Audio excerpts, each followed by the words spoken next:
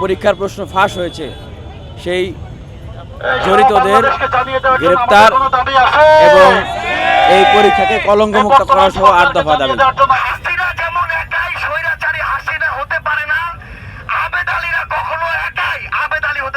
পিএসসির সামনে তখন সেখানে আমাদের দুইজন ভাই ছিলেন, মুস্তাকিম আর সিয়াম।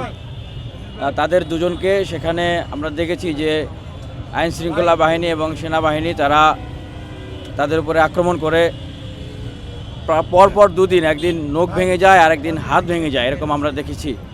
তারপরে আমাদের ভাইরা এই ঢাকা বিশ্ববিদ্যালয়ের কেন্দ্রীয় লাইব্রেরির সামনে আমরা কর্মসূচি দিয়েছিলাম, long walk two reform PSC. এখান থেকে ৮ দফা দাবি প্রকাশ করা হয়। তারপরে গতকাল দুপুর থেকে অনশনরত অবস্থায় আছেন আমাদের এখানে 4 জন ভাই আছেন।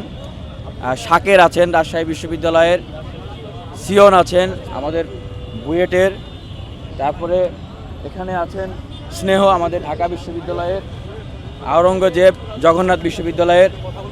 আমাদের এই বন্ধুরা এখানে তারা অনশন করছেন। আর আমাদের যে দাবি ৮ দফা দাবি, তার ভিতরে ৩৬তম বিসিএসের যে পরীক্ষার প্রশ্ন ফাঁস হয়েছে সেই জড়িতদের গ্রেপ্তার এবং এই পরীক্ষাকে কলঙ্কমুক্ত করা সহ ৮ দফা দাবি।